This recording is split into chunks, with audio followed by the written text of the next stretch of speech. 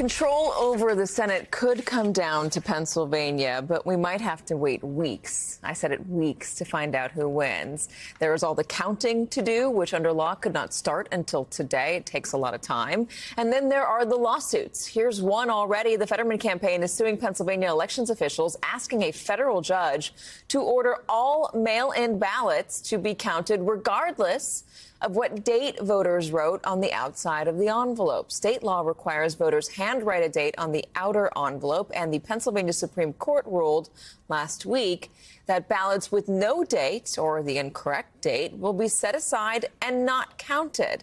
The suit argues that throwing out ballots over a technicality like that is a violation of federal civil rights laws. NBC's Dasha Burns is in Pittsburgh with that story. So, Dasha, what can you tell us?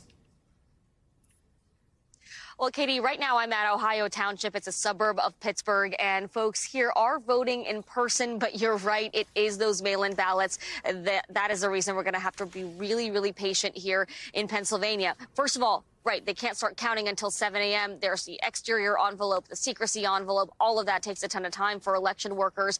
But those lawsuits, and I'm betting you this lawsuit from Fetterman is not going to be the last. We had the same issue, Katie, with these undated mail-in ballots back in the primary when the contest between Oz and David McCormick was extremely close. The McCormick campaign was actually making the same argument that Fetterman is making right now, that those ballots should be counted. The Oz campaign arguing against this issue coming up again. Now, the Oz campaign is still, we haven't heard from their legal team about this yet, but the Fetterman campaign pushing for those undated ballots to be counted, which is counter to what the Pennsylvania Supreme Court just said. The other reason we might have to wait, we just got this news this morning.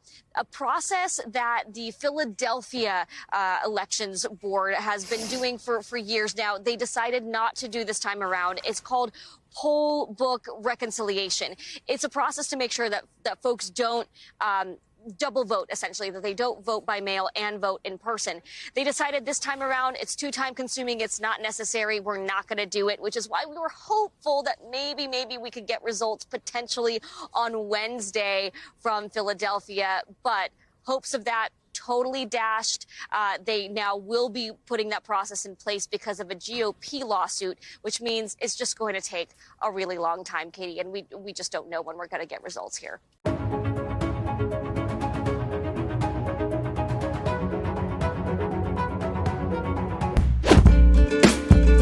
We have breaking news. We are learning a single winning ticket has been sold in the world's largest lotto jackpot after the Powerball reached an estimated $2.3 billion. This big win comes after Monday night's drawing was actually delayed because of technical issues. Joining us with more on this historic Powerball drawing is NBC News correspondent, our very own Powerball, Sam Brock. So, Sam, a golden ticket sold in the Golden State. What were the lucky numbers? What do we know right now about the winner or the winners at this point? I like what you did there. Also, this billion-dollar ticket, the first one ever in the biggest state in the United States, which is California. $2.04 billion, according to the California Lottery, was the total value of that ticket. And it's just one ticket, Vicky. Oftentimes when we see this happen, it gets split up amongst a number of parties. But in this case, someone just became an instant billionaire, or perhaps an office pool. Not clear at this point. Those are the winning numbers: 10, 33, 41, 47, 56, and 10. What is so interesting about this, not just that it was tied for a record for the largest number of drawings without a winner, which was 41. Okay, but this is also a situation now where you have someone, Vicky, who is taking home $929 million should they choose it as a lump sum. And for context, the last time there was a winning ticket for the Powerball was all the way back in August. That was for $206 million. You are now talking about $2+ billion. The reason that we've seen this trend, billion-dollar jackpots in recent years, is because they've added more number combinations. That happened in 2015, reducing the odds that you win. But if you do win, those players end up with a windfall that will last them a lifetime. Not that $500 or $600 million wouldn't have, but now you can say, I'm a multi-billionaire. So one ticket, we don't know yet if it was purchased by a single person or maybe it was one of those pools. I'm kind of hoping that more than one person gets to partake in the winnings here. Talk to us about the delay, Sam. Like, what exactly really happened last night? And is there a concern that may happen again? It could happen again. We didn't get that sense that there's deep concern over this. But what happened, Vicky, is that you have a constellation of state-run lotteries, 45 of them, and 3 other additional lotteries as well, like for D.C. or Puerto Rico. One of them, and it's not clear which one, did not report their data in time for the drawing. So they had to delay it. It's only happened a few times, but never with something this high stakes, Vicky. I thought it was California, and that seems a little fishy with California having the winning ticket, but we'll get to at the bottom of it. All right, NBC News correspondent Sam Brock with the winning Powerball info. Thank you, Sam. Key races for governor and Senate are down to the wire in the battleground state of Georgia. Republican Governor Brian Kemp and Democratic challenger Stacey Abrams are facing off in the high-stakes rematch of the 2018 gubernatorial race.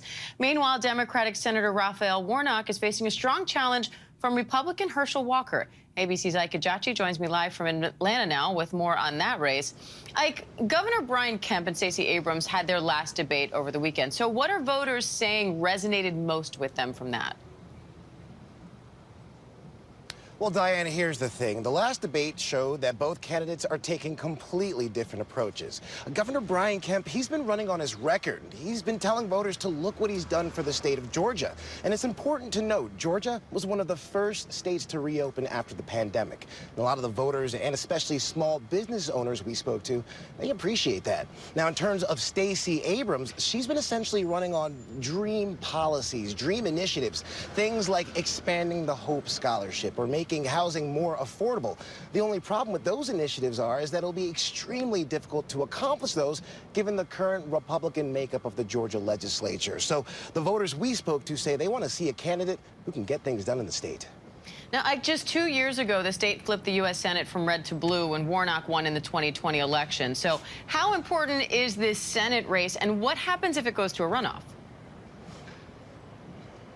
Well, it's massively important, Diane. This Senate race right here in Georgia could potentially determine which party controls the majority in the Senate. It's also why it's proven to be one of the most expensive races in the country. Now, according to Ad Impact, which is an advertising tracker, Senator Raphael Warnock has spent more money on advertising than any other candidate running for office right now, to the tune of $72 million. Now, to respond to that, Senate Minority Leader Mitch McConnell, he's poured $40 million into Herschel Walker's campaign. But if neither candidate gets at least 50% of the vote, we're heading to a runoff, which means another month of spending more money, another month of campaigning around the state, and, of course, another month of seeing those campaign ads that I'm sure we are all extremely happy to keep watching. And another month of waiting. Ike Ejiochi in Atlanta. We appreciate it, as always. Thank you. Thank you. With that, let us bring in Outkick host Tommy Lahren. Tommy, here is a very telling quote in the New York Post from a New York City voter. Quote, Hochul won't clean up the subway. Me and my mom are on food stamps, but I still won't let her take the subway by herself. If she needs to go somewhere, I will ride the subway with her, or we pay for a cab. It's expensive paying for cabs, but it's better than letting her take the subway. Combine that with the fact, Tommy, that early vote totals here in New York City are extremely low. That bodes very poorly for Kathy Hochul. Does Lee Zeldin pull off the upset? I think so. You know, we don't ever want to be overly confident. We don't want to count our chickens before they hatch. But just like that person that you talked about, that New York City commuter, there are so many former Democrats out there that are going to vote Republican for the first time, and we hope for a long time, because they are sick and tired of Democrats ignoring the issues that they care about. Kathy Hochul saying that people that are focusing on crime are hyperventilating? Are you kidding me? It's an overreaction to want to be safe in your own subway system, in your own backyard, on your own street, walking to your job, walking to dinner.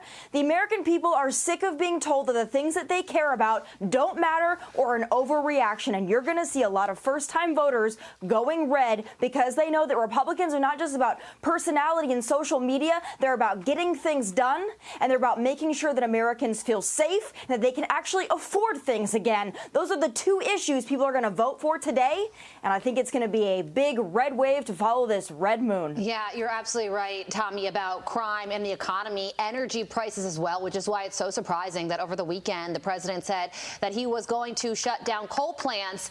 And then listen to this interesting explanation from Karine Jean-Pierre as to why he may or may not have made that comment. Watch this. No one's building new coal plants because they can't rely on it. We're going to be shutting these plants down all across America.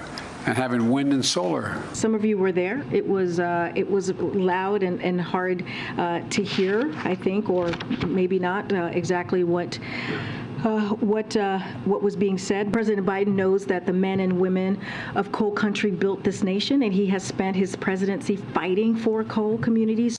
It was loud and hard to hear, Tommy. What do you think about that?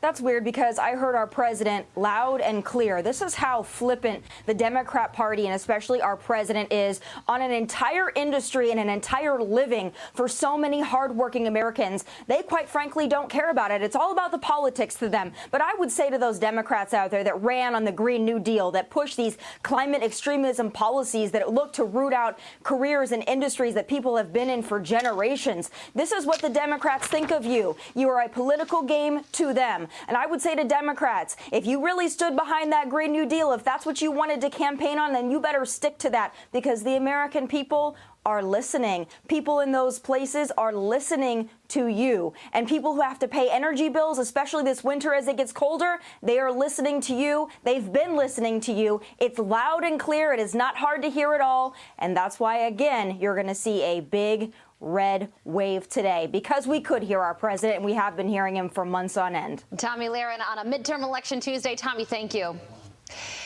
I'm Steve Doocy. I'm Brian Kilmeade. And I'm Ainsley Earhart. And click here to subscribe to the Fox News YouTube page to catch our hottest interviews and most compelling analysis.